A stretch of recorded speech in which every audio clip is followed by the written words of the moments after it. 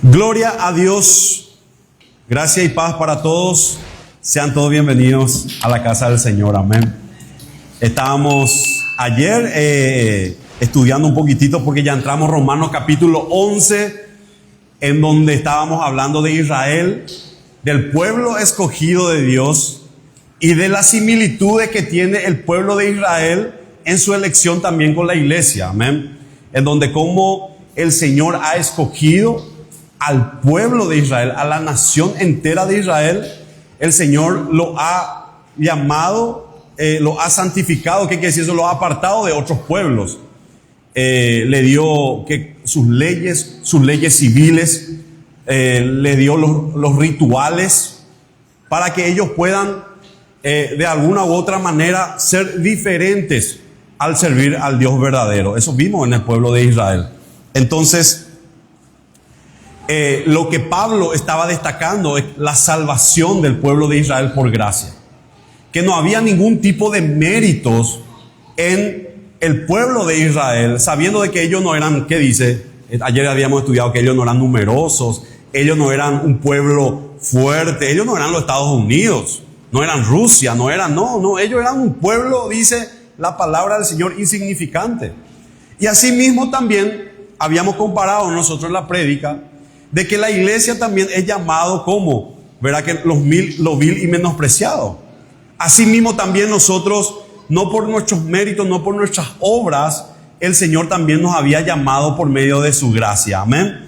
Entonces, vamos a continuar en eso porque Pablo destaca mucho al hablar del pueblo de Israel, primeramente la salvación por gracia. ¿Por qué, hermano? Porque Israel se aferró a sus tradiciones, Israel se aferró a sus rudimentos y dejó de lado a Cristo, dejó de lado la gracia. Incluso los apóstoles que salieron a predicar a los judíos los agarraban, a muchos de ellos los ejecutaron. Inclusive Esteban había sido ejecutado, también había sido perseguido, los apóstoles habían sufrido latigazos. Es increíble cómo fueron perseguidos por parte de los judíos. Así que Romanos capítulo 11, el verso 6, vamos a avanzar en eso, referente a lo que Pablo está diciendo. Romanos 11, 6 dice: y si es por gracia, ya no es por obras, de otra manera la gracia ya no sería gracia, y si fuera por obras, ya no sería gracia, de otra manera la obra ya no es obra. Y Pablo está hablando del remanente escogido del Señor que era Israel. Porque no todo, dice la palabra, el que era Israel es Israel. No todo el que decía ser judío era judío. Eso lo habíamos estudiado en Romano y Pablo lo decía. ¿Por qué? Porque dentro de todo el pueblo de Israel, el Señor tenía su remanente. Cuando Isaías va y le dice: Señor, yo soy el único. Ellos mataron a tus profetas, ellos mataron. Y el Señor dijo: yo me reservé para mí 7,000 hombres que no han doblado sus rodillas ante Baal. Imagínense, un país de más de 2 millones de personas tenía apenas 7,000 el remanente. Así también la iglesia, no todo aquel que profesa ser cristiano, que si vamos a hablar de cuántos cristianos en estadística somos en el mundo, dice la estadística que somos 2,000 billones de personas que somos cristianos. 2,000 billones de personas que profesan ser cristianos. Pero cuando nosotros vamos a la realidad bíblica o al Cristo de la Biblia o a la conversión bíblica, nos damos cuenta de que somos un pequeño remanente. Amén. Porque el Señor se guarda un remanente para sí. Primeramente, no porque nosotros seamos buenos, lindos o santos o lleguemos a tener un culto inteligente, racional, que se base en nuestras obras. No, es netamente por gracia. Y esto es lo que Pablo está diciendo aquí, mis hermanos. Entonces, Pablo dice: es por gracia, no por obra. No es por talento, no es porque nosotros podamos hacer algo, no es ningún tipo de esfuerzo humano. Eso es lo que es nuestra lucha diaria. La lucha del verdadero creyente, hermano, no es justamente pelear contra Satanás, entrar, claro que sí, una guerra espiritual, ¿verdad? Terrible contra el enemigo, pero nuestra dificultad del día a día es, hermano, pelear contra nuestros esfuerzos humanos. Ese es descansar en el Señor. Entonces, descansar en su gracia, descansar en su provisión, descansar. A veces nos cuesta. Entendemos en nuestra mente que el Señor ya ha garantizado para nosotros alimento, sustento y abrigo. Pero en la práctica nos preocupamos, ¿verdad? Pasamos esa dificultad. Cuando las cosas empiezan a temblar, ahí en ese momento nosotros empezamos a sacudirnos. ¿Por qué? Porque nos cuesta humanamente descansar en la gracia de Dios. Nos cuesta descansar en el favor de Dios. Entonces, hermano, acá lo que Pablo está diciendo, que la gracia de Dios excluye el esfuerzo humano. Excluye totalmente. Y ustedes como verdaderos cristianos van a saber que descansar en el Señor no es algo fácil. Decir descanso en el Señor es fácil, pero en la práctica nosotros vemos que hay una lucha interna. Y si nosotros empezamos a descansar en el Señor en la práctica, estamos realmente produciendo frutos espirituales. En ese momento nosotros estamos, el Espíritu Santo es quien está obrando en nuestras vidas, ¿verdad? Porque cuando nosotros nos empezamos a preocupar, cuando nosotros ya enterramos el paciente que todavía no murió, cuando estamos nosotros ya preparando el velorio, preparando ya mi despido de trabajo, no que se me notificó del Poder Judicial, yo ya estoy desesperado, ¿verdad? Pero cuando yo empiezo a descansar en el Señor, ¿verdad? Que las deudas, que esto y lo otro, en ese momento yo empiezo a ver los frutos espirituales y tengo una vida conforme al diseño que Él ha preparado para mí. Amén. Porque ese es el diseño. Al Señor le agradó que nosotros descansemos en Él. Amén. Romanos capítulo 3, el verso 21. Romanos 3, 21 dice: pero ahora, aparte de la ley, se ha manifestado la justicia de Dios, y de ello dan testimonio la ley y los profetas. La justicia de Dios por medio de la fe en Jesucristo es para todos los que creen en Él. Pues no hay diferencia alguna, por cuanto todos pecaron y están destituidos de la gloria de Dios, pero son justificados gratuitamente por su gracia mediante la redención que proveyó Cristo Jesús, a quien Dios puso como sacrificio de expiación por medio de la fe en su sangre. Esto lo hizo Dios para manifestar su justicia, pues en su paciencia ha pasado por alto los pecados pasados para manifestar su justicia en este tiempo, a fin de que Él sea el justo y al mismo tiempo el que justifica al que tiene fe en Jesús. El objetivo principal, hermano, es demostrar que Él es el justo, que Él es el que tiene los méritos, y nadie va a obtener la salvación si no se arropa a esos méritos. Ahí lo que está hablando, que Jesucristo es el que tiene preeminencia. El que quiera justificarse, el que quiera a través de su mérito tratar de conseguir algo o torcer la mano del Señor, porque yo hago esto, porque yo hago lo otro, hermano, está totalmente desubicado. Totalmente desubicado conforme a la palabra. Y muchos serán arrojados con sus buenas obras al infierno. Esa es la realidad. Estaba hablando con una hermana y me estaba comentando el activismo que estaban haciendo en su iglesia referente a darle de comer a los pobres, de andar en todo lo demás, en el afán, ¿verdad? Y otras personas también haciendo eso y poniendo un título: los herederos del reino. ¿Por qué, hermano? Porque el engaño más grande hoy en día son las buenas obras. El engaño más grande que está llevando a millones de personas al infierno son las buenas obras. Gente que está confiando en sus méritos y está rechazando a Cristo.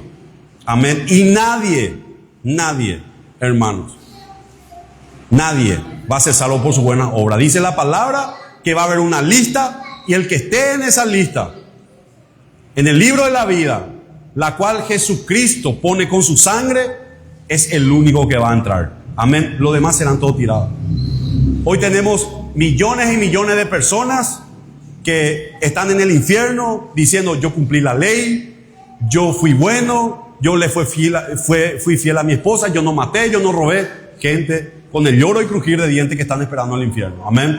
Pero que no pusieron su confianza en Jesús y que continuaron en sus pecados. Porque Jesucristo le dijo a los fariseos: si ustedes no creen que yo soy, morirán en sus pecados. Amén.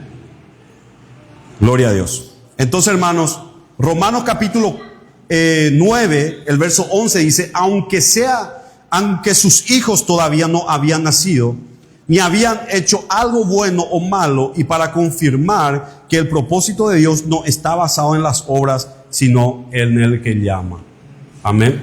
Si miramos nuestro pasado, hermano, no tenemos buena obra.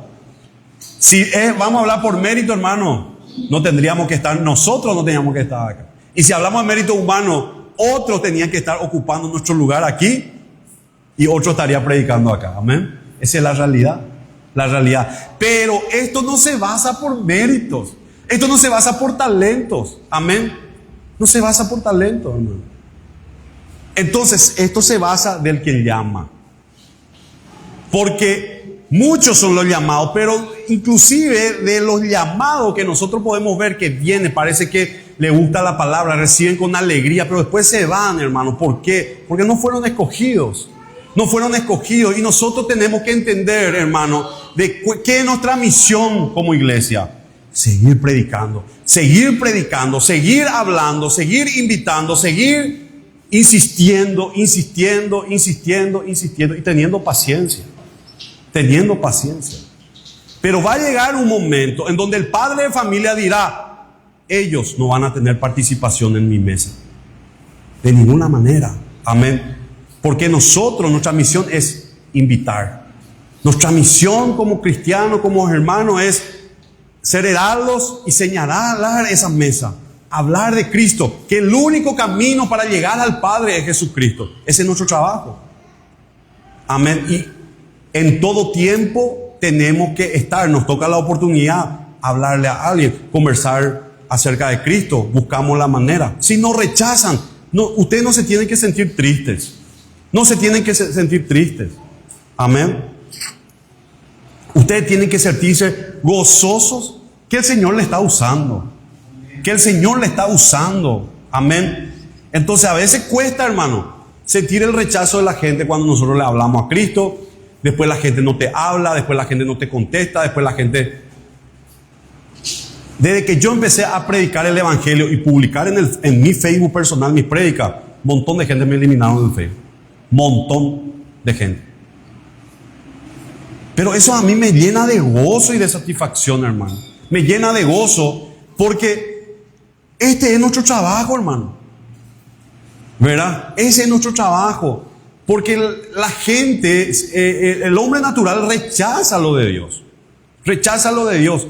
Pero a cambio, muchos que son cristianos y creyentes verdaderos me están solicitando como amigos. Amén. Y es así, hermano. Porque dice la palabra que el que pierda un pariente, que el que pierda, ¿qué dice? ¿Verdad? Un hermano, una hermana, tendrá 100 veces más en el reino de los cielos. Amén. Así que, hermano, no nos desanimemos, hermano. No nos desanimemos que de repente nadie te mensajee más, que no te felicite por tu cumpleaños, ¿verdad? No, hermano. Sentite gozoso. Que Pablo, estábamos compartiendo con mi esposa, ¿verdad? Que Pablo fue rechazado. Él tenía que comparecer ante los romanos y miren todas las cartas que él había publicado. Nadie se fue a acompañarle. Él estuvo solo compareciendo. Pero dijo: el Señor Jesucristo estuvo conmigo. Y prediqué el Evangelio. Amén. Dios usó todo, hermano, para que se siga predicando el Evangelio. Gálatas capítulo 2, el verso 16 dice: sabemos que el hombre no es justificado por las obras de la ley, sino por la fe de Jesucristo, y también hemos creído en Jesucristo para ser justificado por la fe de Cristo y no por las obras de la ley, ya que por las obras de la ley nadie será justificado. Cumpliendo la ley nadie es justificado. Así que el que alguien venga y les diga a ustedes: debe cumplir la ley para ser salvo, no, hermano. Nadie nos puede obligar hoy en día a cumplir la ley. Totalmente equivocado, ¿verdad? Entonces, hermano, incluso hay muchas iglesias que están diciendo eso. Por las obras de la ley nadie va a ser justificado. Una vez que vos llegaste a Cristo, la ley ya cumplió su propósito, que era mostrarte quién era el Salvador. Amén. Así que por nuestras obras de la ley no vamos a ser justificados. ¿Por qué? Porque yo voy a intentar cumplir check 4, ¿verdad?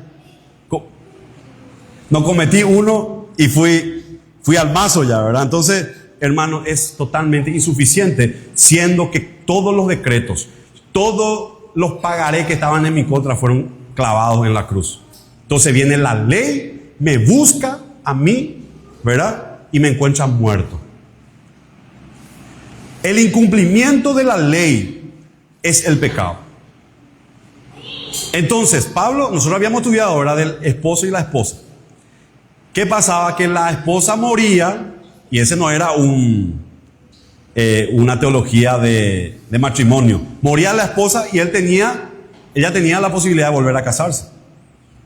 Lo que Pablo estaba diciendo es que cuando vos moriste con Cristo, cuando vos creíste, es como que vos estuviste crucificado con Él, fuiste sepultado con Él y resucitaste con Él, ¿verdad? Entonces, lo que pasa, hermano, es que la consecuencia de la ley es la muerte espiritual. La consecuencia de la ley también es que la ley te va a arrojar en el lago de fuego y azufre. Pero hoy en día, la ley viene y le busca a Julio Sánchez y le encuentra muerto. No puede la ley hoy en día condenarme porque yo estoy muerto en Cristo. Amén. Yo estoy muerto. Por eso voy a resucitar con Él en gloria. Amén. Por eso nosotros hemos muerto ¿a qué? A las consecuencias de la ley. Ya la ley ya no tiene efecto en nada. Nosotros tan solamente es un parámetro para que nosotros, hermanos, podamos caminar dentro de ese parámetro y ver cómo el Espíritu Santo nos va haciendo cumplir la ley. Amén. Es diferente, porque ya no es por fuerza, hermano, es por medio de su Espíritu Santo. Gálatas capítulo 13, el verso 11, ya tenemos ¿qué cosa? Paz, amor, benignidad, gozo, mansedumbre. Contra tales cosas no hay ley. Está taller del maestro. 3:11. Gloria a Dios. Y es evidente que por la ley ninguno se justifica para con Dios, porque el justo por la fe vivirá. Por la fe en Cristo. Ahí está la vida, hermano. Así que no te jactes. Como decimos en guaraní, ani eñemboshuko y, ¿verdad? Jactate por lo que hizo Cristo. Eñemboshuko y Jesucristo, ¿re? Amén. Eso es por Cristo, hermano. Nosotros debemos jactarnos por lo que Él ha hecho, de rescatarnos de las consecuencias de la ley, de rescatarnos de la ira de Dios, de rescatarnos de Él mismo. Amén. Y la ley no es de fe, sino que dice, el que haga estas cosas vivirá por ellas. Amén. La ley no es de la fe, hermano. El que diga, no, yo cumplo, yo hago, él no tiene fe, hermano. Yo estoy haciendo, yo tengo mérito, yo estoy yéndome al monte, yo estoy, hermano, ¿verdad? Tranquilo. 12:8. Dice la palabra, Tito 3:5, nos salvó, y no por las obras de justicia que nosotros hubiéramos hecho, sino por su misericordia, por el lavamiento de la regeneración y por la renovación en su Espíritu Santo. Amén. Él nos ha escogido. Él como dije ayer, pasó la trinchera enemiga, rescató a sus enemigos, que éramos nosotros, y nos hizo coherederos con Él. Amén. Gloria a Dios por lo que Él ha hecho en nuestras vidas, mis queridos hermanos. Dice la palabra entonces que, vuelve otra vez a lo de Israel. Israel no ha alcanzado lo que buscaba, pero los escogidos sí ahí encontramos esta palabra que no le gusta mucho. Los escogidos sí los han alcanzado y los demás fueron endurecidos. Amén. ¿Qué estaba buscando Israel? Israel recibió la foto, como una vez dijimos, recibió la foto, vino al que le sacaron la foto, que era Cristo, y ellos amaron más la foto. Amén. Ellos amaron sus virtudes religiosas. Ellos amaron y tuvieron celo de sus actividades litúrgicas. No, la ley dice esto, la ley, inclusive inventaron un montón de cosas más, y ellos se enamoraron de eso, y cuando vino Cristo, ellos dijeron, no respeta nuestras leyes. Vean, ellos amaron más, pero en un momento dado van y le dice, Señor, sabemos que tú vienes del Padre, porque las obras que tú haces, pero ellos amaban, ¿qué más? Su ley. Esto le desconcertaba a los fariseos, a los escribas, a los saduceos, que Cristo vino y no encajaba dentro del medio religioso. Amén. Ellos estaban esperando un hombre, un sumo sacerdote terrenal que haga los sacrificios y que Él le libere a Israel. No, hermano, Jesucristo vino de otra manera. Y eso sucedió también en el tiempo de Pablo, no cambió nada. En el tiempo de Pablo había una persecución terrible en contra de la iglesia, Pablo también incluido, en donde desbarataban a las casas de los hermanos, destruían sus casas, quemaban, a muchos los mataban, a otros los tiraban presos, los azotaban, hermano, ¿verdad? Todo eso, ¿para qué? Para obtener justicia de Dios. Ellos querían tener la justicia de Dios, de decir, Señor, mira mi celo, mira cómo yo soy, ¿verdad? Mira cómo yo hago respetar tu ley. Pero hermanos, Romanos capítulo 9, el verso 31, dice la palabra, pero Israel, que buscaba una ley de justicia, no la alcanzó. Buscaba una ley de justicia personal. Ellos buscaban una ley de méritos. ¿Por qué? Porque no la buscaba a partir de la fe, sino a partir de las obras de la ley, y tropezaron en la piedra de tropiezo que se llama Jesucristo. Jesucristo fue el tropiezo. Cuando vieron a Jesucristo que sanaba en sábado, y todos los milagros que hacen fueron en sábado, ¿verdad? Y Jesucristo no estaba violando la ley de Moisés, pero sí las leyes humanas de ellos, sus tradiciones de ellos. Amén. Entonces ellos estaban totalmente torcidos, y Jesucristo fue para ellos un tropezadero. Que se pusieron de acuerdo, porque los saduceos y los fariseos eran enemigos acérrimos. Los fariseos eran legalistas y los saduceos eran libertos. Ellos no creían ni en la resurrección de los muertos, pero ellos eran los sacerdotes del templo. Pero cuando Cristo apareció, hermano, ellos se unieron, trabajaron en equipo para matarlo. Tropezaron todo. Romanos 10:2 dice, me consta que ustedes tienen celo por Dios, pero su celo no se basa en el conocimiento, pues al ignorar la justicia de Dios y procurar establecer su propia justicia, no se sujetaron a la justicia de Dios. El que busca su propia justicia, el que busca sus méritos, amén, hermano, no se sujeta a la ley de Dios, la cual es por la fe. Amén. Entonces ahí encontramos esta palabra. Luego Pablo dice los escogidos. Estamos hablando de un remanente escogido, en donde ¿qué le dijo Jesús a sus discípulos? Ustedes no me llamaron, ustedes no me escogieron a mí, sino que yo los escogí a ustedes. Estamos hablando de escogidos. ¿Y quiénes eran sus discípulos? Judíos. El Señor había escogido un remanente de judíos. ¿Para qué? Para quienes iban a hacer lo que iban a llevar. Y luego fueron los 70, luego fueron muchos más. Ayer hablábamos 4,000 que empezaron, hermanos, a predicar. Judíos, remanentes. Que cuando vino el Espíritu Santo había un remanente de judíos, de toda una nación de 5 millones de judíos, un pequeño remanente que el Señor había utilizado para que ellos salgan a predicar. Amén. ¿Y quiénes son estos escogidos? Son los que Dios escogió, hermanos, ¿verdad? ¿A través de qué? De su gracia. No por el talento que puedan tener. Porque miren, Pedro, los apóstoles no eran gente talentosa. Eran gente que inclusive los demás los conocían y decían, ¿cómo es que estos, sin tener letra, tienen esa facilidad de predicar? Hermano, ¿saben por qué? Porque ahí no se estaba glorificando Pedro, se estaba glorificando el Señor. En la debilidad de Pedro, que hablaba la palabra con fuerza, con poder. Amén.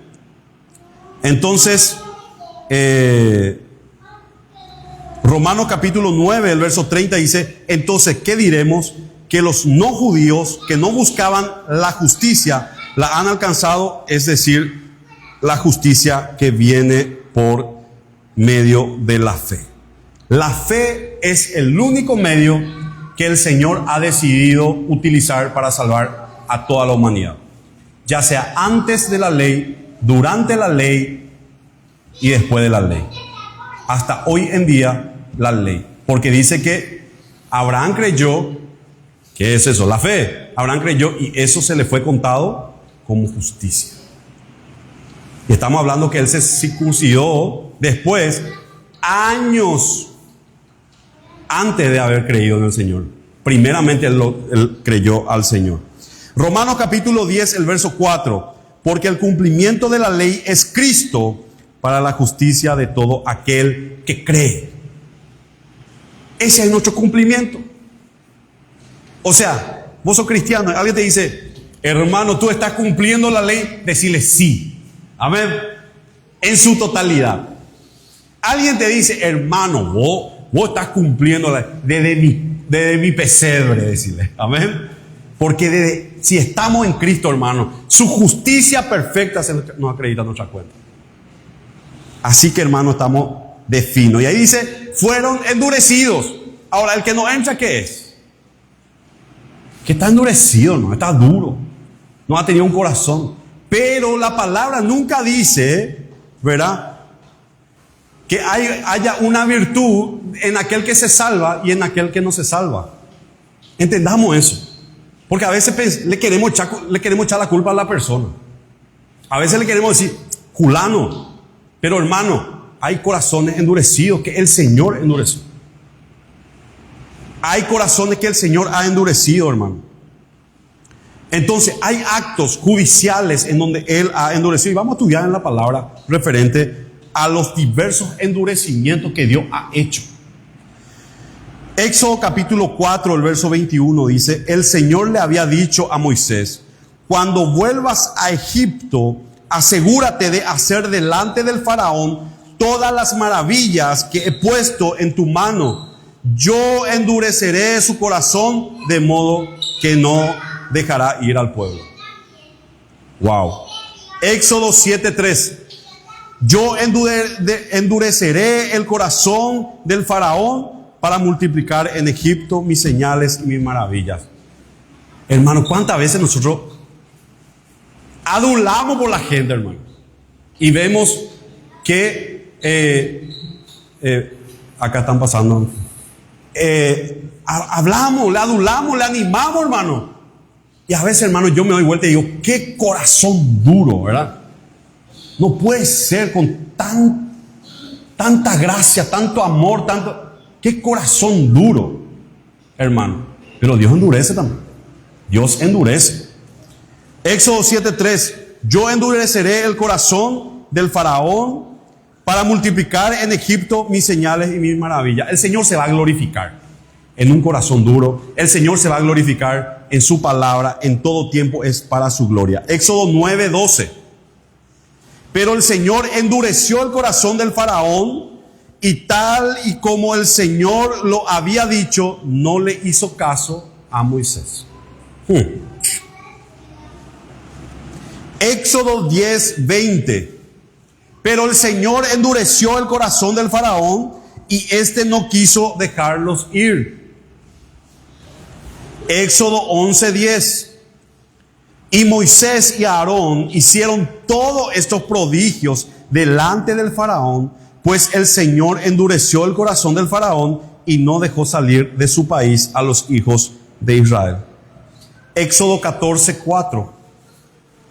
Pero yo voy a endurecer el corazón del faraón para que vaya tras ustedes. Imagínense, él salió detrás del pueblo de Israel porque él ha endurecido. Pablo persiguió a la iglesia porque el Señor endureció su corazón, hermano. Tras ustedes y seré glorificado. Miren, en todo tiempo dice seré glorificado. Seré glorificado en el faraón y en todo su ejército. Así sabrán los egipcios que yo soy el Señor, y ellos lo hicieron así. Anímense, hermano.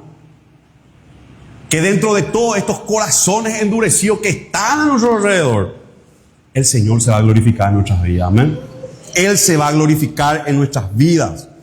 Éxodo capítulo 14, el verso 8. El Señor endureció el corazón del faraón, rey de Egipto, y lo hizo perseguir a los hijos de Israel, pero estos habían salido con mano poderosa. Ahí vemos la mano poderosa de Dios actuando en el remanente de Israel.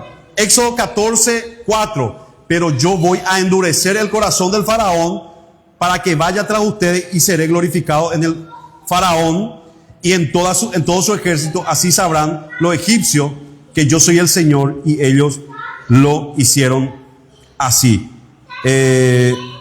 Éxodo 14, 8 ya leí. Éxodo 14, 8. Y el Señor endureció el corazón del faraón, rey de Egipto, y lo hizo perseguir. Eso ya leí, ¿verdad?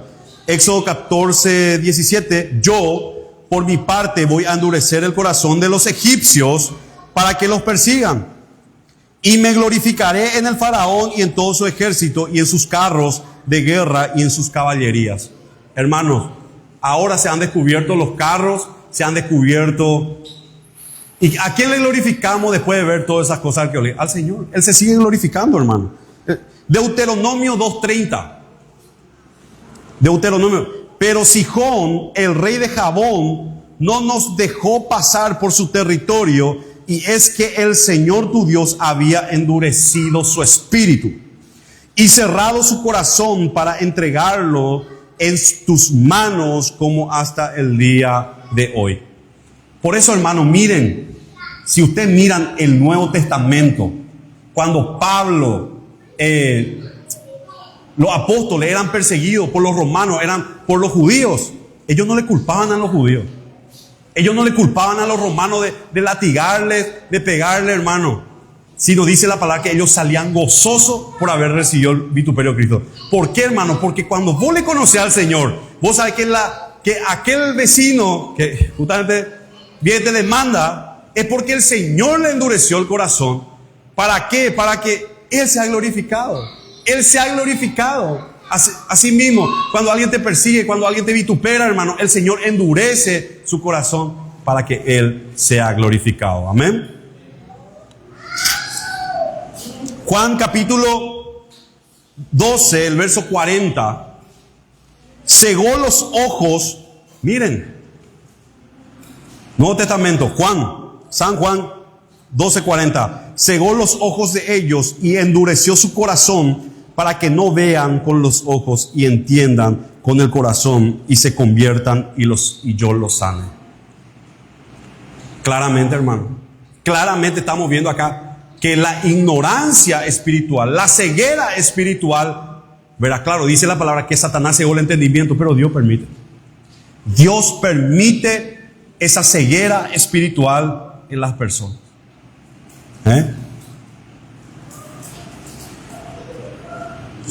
Y esto, hermano, a ese corazón endurecido de las personas hay una respuesta. Éxodo 8:15. Y tal y como el Señor lo había dicho, en cuanto el faraón vio que se le había dado un respiro, endureció su corazón y no les hizo caso. Ojo, el Señor endurece, pero también el hombre endurece su corazón. Por eso no está eximido de responsabilidad. ¿Cómo actúa eso? ¿Cómo actúa eso?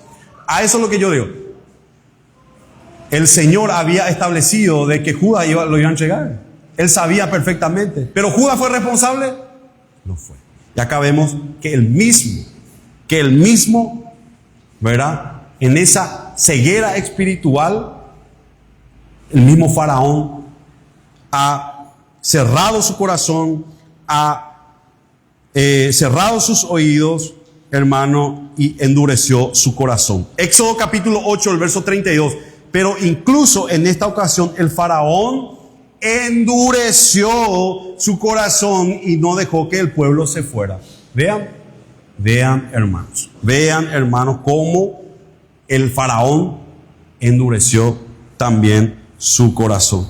Éxodo capítulo 9, el verso 34. Pero al ver el faraón que la lluvia había cesado, lo mismo que el granizo y los truenos, se obstinó en seguir pecando, y tanto él como su siervo endurecieron su corazón. Hermano, la gente es responsable. La gente es responsable. El día de mañana nadie le va a culpar a Dios. Hoy en día tenemos tanta gente que está culpando a Dios por sus situaciones, por su esto, por lo otro, hermano. Pero vemos que también el hombre endurece, tiene un corazón duro, es terco, hermano. Éxodo 10:1. El Señor le dijo a Moisés: preséntate ante el faraón. Yo he endurecido su corazón y el corazón de sus siervos para mostrarle a ellos estas señales. Segunda de Crónicas 36:13. Además, se rebeló contra Nabucodonosor, el cual había jurado servir, y se empecinó en no volverse de corazón al Señor, el Dios de Israel. O sea, él se empeñó en no irse, en no servir al Señor. Amén. ¿Cómo actúa, hermano, el endurecimiento de Dios en el corazón del hombre y cómo el hombre también endurece su corazón? No sabemos. Pero el hombre es responsable. El hombre es responsable de su ceguera espiritual. Salmos 95:8. No endurezcan su corazón como en Meriba, como en el día de Masá en el desierto. Amén. Vemos ahí que han endurecido su corazón. Proverbio 28:14. Dichoso aquel que siempre teme a Dios, en cambio el duro de corazón acabará mal. Mateo 19:8. Él le respondió: Moisés le permitió hacerlo porque ustedes tienen muy duro el corazón, pero al principio no fue así. ¿Qué quiere decir duro de corazón? Obstinado, caprichoso. Como dice Martín, no entendéis. Ese es, hermano, el duro de corazón. No quiere entender. Ese es. Por más que le dibuje. Efesios 4:18. Esa gente tiene un entendimiento, ¿qué cosa? Entenebrecido por causa de la ignorancia que hay en ellos y por la dureza de su corazón. Viven en ajenos de la vida que proviene de Dios. La vida que las personas llevan, hermano, es el resultado de su obstinación.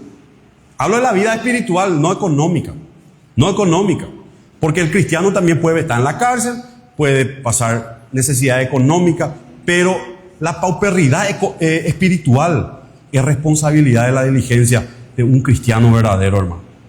Amén. Al impío se le entiende. El chancho está en el barro, ¿verdad? Se le entiende. Pero a la puerca, ¿qué pasa? ¿Verdad? El que es impío, vos venís, le lavás y después se va otra vez. Dice Pedro, se revuelca otra vez en el charco. Pero hermano, nosotros teniendo, como decía, aquel que fortalece el universo de nuestro lado, no podemos estar, hermano, nosotros en una situación, hermano, de pobreza espiritual, siendo que nosotros ya somos ricos en Él. Amén. Acceso libre al Padre. Y si tenemos falencias, si tenemos debilidades, abierto está el trono de la gracia. Abierto está, hermano, ahí encontramos ¿qué cosa? Misericordia, encontramos amor, encontramos, como dice Pablo, nadie estuvo conmigo, pero Él estuvo. Los hermanos no me aman, Él me ama. Amén. Los hermanos hablan mal de mí, Él no habla mal de mí. Los hermanos se avergüenzan de mí, Él no se avergüenza de mí.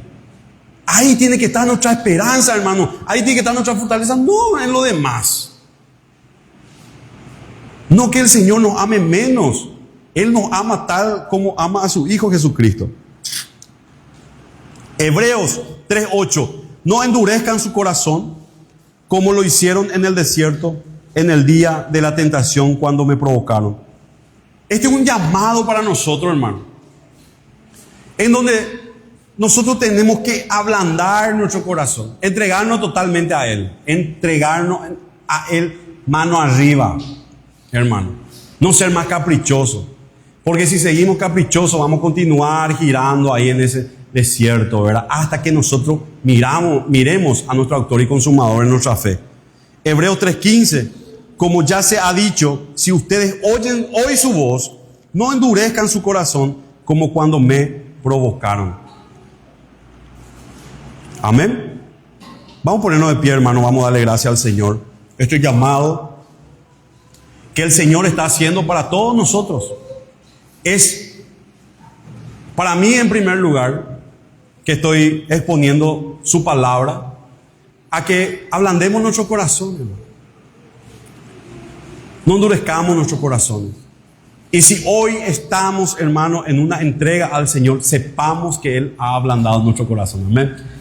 A lo que voy, hermano, que no te creas con méritos, porque estás siendo fiel al Señor, hermano. Como dice Pablo, usted dice muchas cosas, pero yo hice más, pero no yo, sino el Espíritu que mora en mí. Así mismo, hermano. Y sentámonos gozosos que somos parte de ese remanente, que Él está actuando en nosotros y que Él pone en nosotros el querer y el hacer. Amén. Hebreos 4:7 vuelve a determinarse un día. Hoy, al decir después de tanto tiempo, por medio de David, si ustedes oyen hoy su voz, no endurezcan su corazón. Amén. Vamos a darle gracias al Señor. Vamos a pedirle, y si tenemos está un poquito durito en algunas partecitas de nuestro corazón, vamos a pedir que Él nos ablande. Amén. Vamos a decirle, Señor, mete en una olla a presión este corazón duro. Amén. Para que se ablande un poquitito. Amén. Gloria al Señor. Padre Celestial, te damos gracias por tu palabra.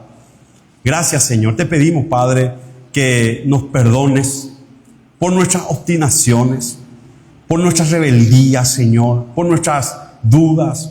Porque a veces, Señor, recibimos tu palabra, Padre, pero la rechazamos, no entra por un oído, sale por el otro. A veces seguimos, Señor, obstinados en querer confiar en nuestras fuerzas, en nuestros méritos personales, Padre. Te pedimos perdón, Padre. Te pedimos perdón porque somos humanos, somos débiles, estamos llenos de defectos, Padre. Pero por medio de ti, Señor, posicionalmente somos santos, sin manchas, sin arrugas, por ese sacrificio que tú has hecho. Te pedimos que tú sigas hablando a nuestros corazones, Señor. Abrimos nuestros corazones, abrimos nuestro entendimiento, Padre, para que tu palabra entre, Señor, y dé fruto, Señor. Te damos gracias por tu presencia aquí entre nosotros, entre los hermanos, de compartir tu pan, tu palabra con nosotros. Gracias, Señor. En el nombre de Jesús. Amén, amén, amén. Vamos a darle un fuerte aplauso a Cristo.